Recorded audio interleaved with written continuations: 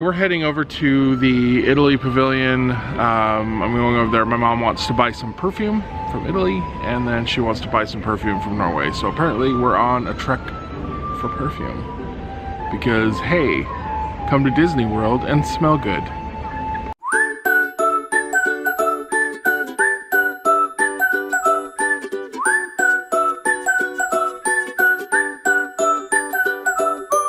Right, over in the World Showcase, and I'm looking across the water here. There's a little stairway back here. It's kind of by France, and it takes you down, and then it looks like there's another place, just a viewing place. This would probably be a great place to see fireworks. I've never actually come down here in all the years that I've been. I finally just got curious and came down this way. Anyway, from here you can see, I'm going to show you, that is the new building for the Guardians of Galaxy roller coaster. It is enormous, and it's going to be interesting to see how they make that building, to see if they try to camouflage it at all. You can see its relative size to Spaceship Earth. I'm pretty excited. There are a lot of people that are upset, but Disney's always changing, and that's fine, even though it makes us mad sometimes.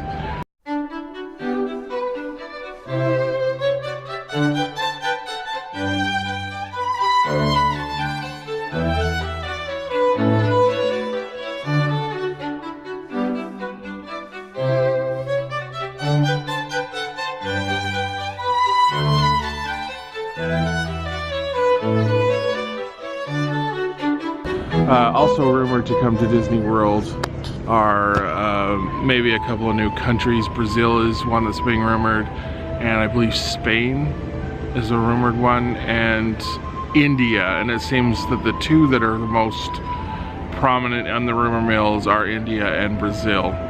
So oddly enough, this trip we haven't seen any tour groups from Brazil. They're always around, and they're always a big group of girls chanting, all dressed the same, and they move in mob. But I haven't seen any of those. And no cheerleading groups. I think that happens maybe in February. But it's been relatively peaceful as far as that's concerned. This is actually my favorite pavilion of all of them. Not just because I really like Moroccan food, but also because it's just architecturally interesting, or more so than the other ones, and it is owned and ran directly by the Moroccan government. The other pavilions are run generally by, I believe, businesses and sponsored by businesses from their countries. But this one was actually built, the Prince of Morocco sent over artisans to do all the tile work and to build all the buildings, and it's pretty amazing. And I think I can speak for most of my family that the Moroccan restaurant, Marrakesh, is a wonderful and exciting experience, because you really do feel like you've been transported back to Morocco. It's authentic, the entertainment is great, they have musicians come out, and then usually at the end a belly dancer comes out and then invites the kids up to dance as well. So it's a lot of fun. We didn't go there this time because, like I've said before, we're on Crap Fest. We're hunting out the stuff we haven't liked or have been low rated. So anyway, I just wanted to do that. I'm going to take a couple pictures of it, and then we'll head over to Italy.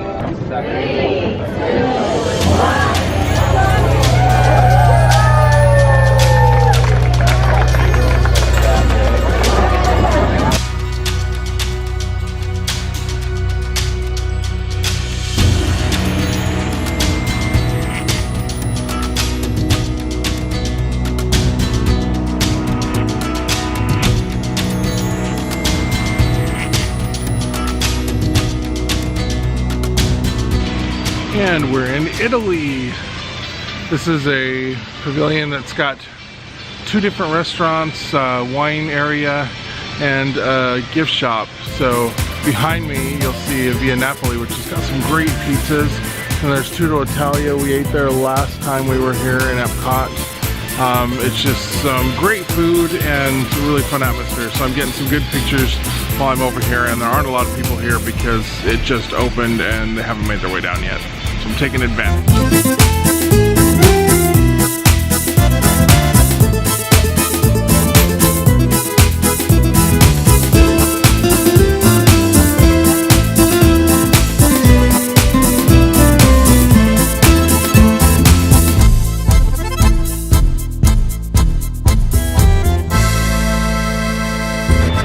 And now we're in Arendelle. Just kidding. We're in Norway. This is the Norway Pavilion.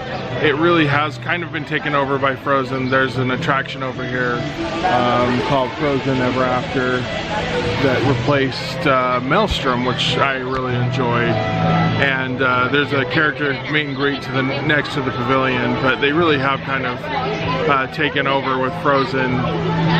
If you had been to this pavilion prior to the Frozen changeover, you'd realize that Norway probably disengaged with their pavilion back in the 80s because the film and the ride and everything were extremely outdated, and I think Disney just finally decided to put some IP in here to breathe some life into it.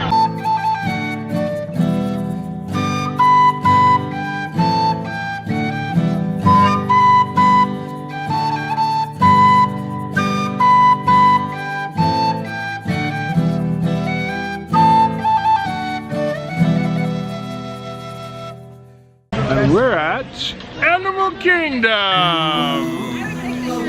where the mountains are calling, the mountains are calling.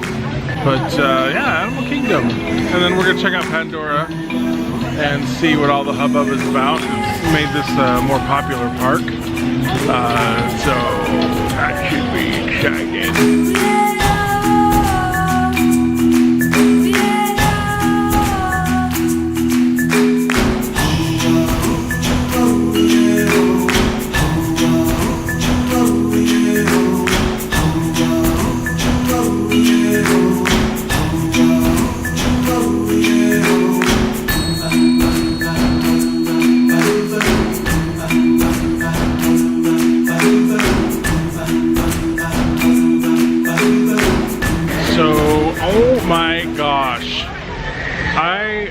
I'm blown away. As you come into Pandora, the music starts to change, and then you start to hear creatures, and then you start to see things like pods hanging from the trees, and you see the vegetation changing, and it's like a gradual ease into the land. And then once you're in here, you feel like you're somewhere completely different, and you can't hear anything else that would think you are in a theme park. This is amazing.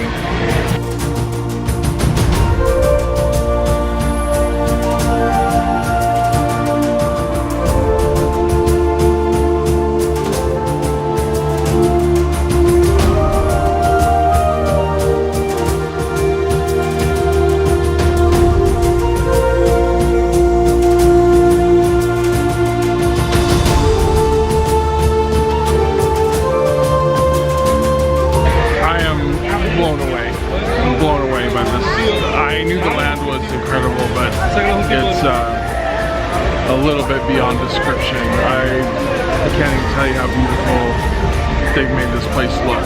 So I really like this.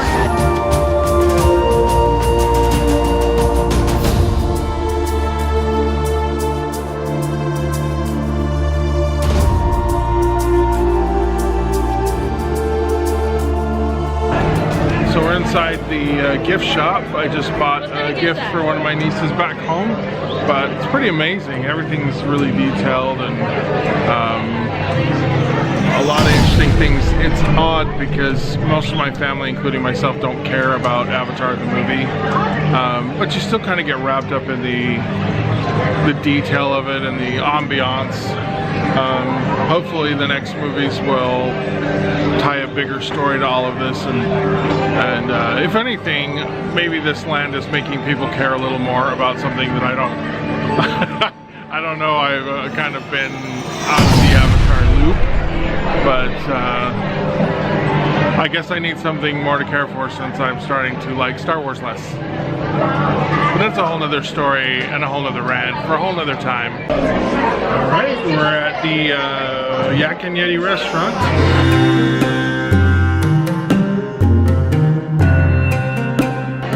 This is kind of an Asian-inspired restaurant. It looks like there's some Korean things on the barbecue, or Korean barbecue things on the menu, amongst other like honey crispy chicken and things like that.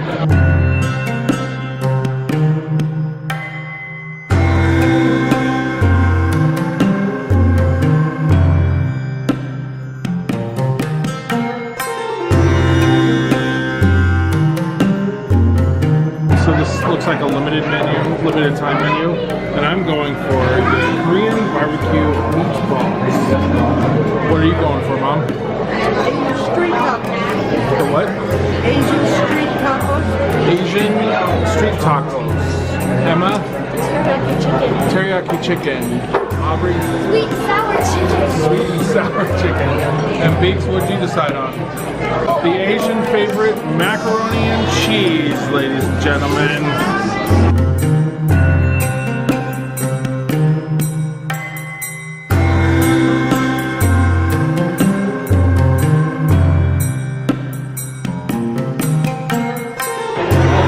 Since the park opened, Disney has had at Animal Kingdom paper straws to go with your drinks because they don't want to damage the wildlife. And it was kind of an interesting thing.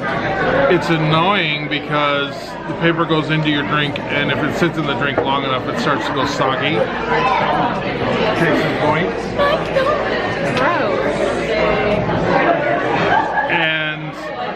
But you think, you know, it's for the good of the animals.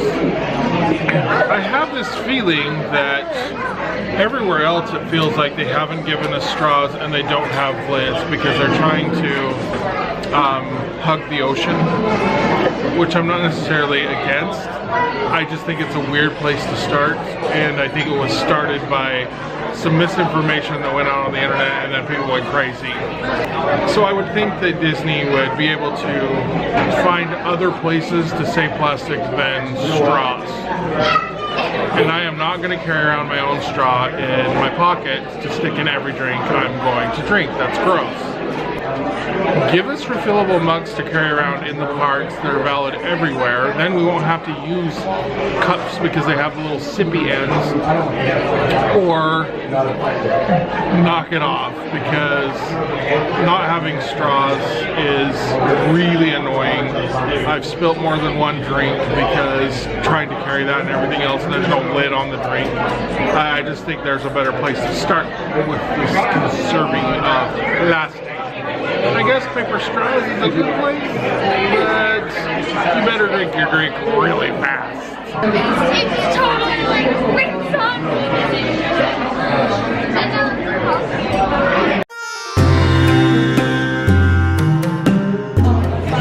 So I'm going to now do a taste test.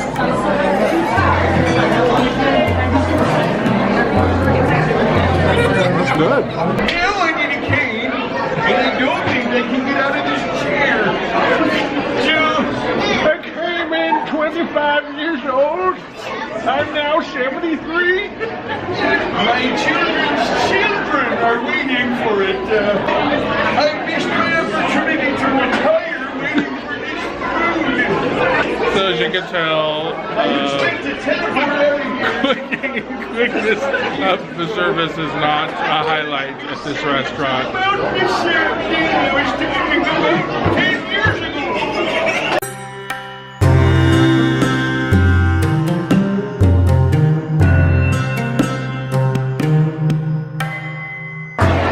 So initial impressions, even though we waited a long time, is that Korean meatball is very good. The udon noodles are a little bit odd. They are rubbery, but the actual meatball is very delicious. How's your teriyaki chicken? Brilliant. So? It's too hot. It's spicy for me. It's not for other people. So what was the verdict over here? Thumbs up for me. 2 thumbs up for Judy. Karen? What did you have? Oh, that's right. What was wrong with it?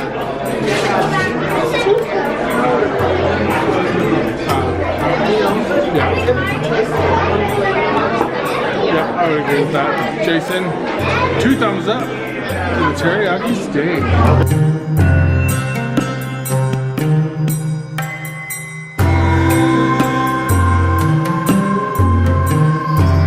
So I would say we're done with Yak&Yeti. As you notice, we've gone from evening sky to night sky. That was a long meal. I think the general feeling at the table is it's recommendable. My personal feeling is that the food is not worth the wait. And this was it. Between every course, we had a good, I would say, 15-minute wait. And I don't think that is acceptable by any standards for any restaurants, especially here at Disney World, where and all the other restaurants we've been to, regardless of food quality, the service has been faster and more efficient. So they have something to work on, obviously, if this is the second time we've experienced our service that way at the same restaurant. And another thing Animal Kingdom doesn't have, if you can tell with all the carts rolling behind me, is backstage areas where people can roll their carts. It'll be interesting when we wrap up this whole trip to see where and how we feel about everything. So I'm hoping that we go back over to Pandora to see it in the evening lights. Here everything's glowing over there, so we'll see. So here we are under the floating mountain.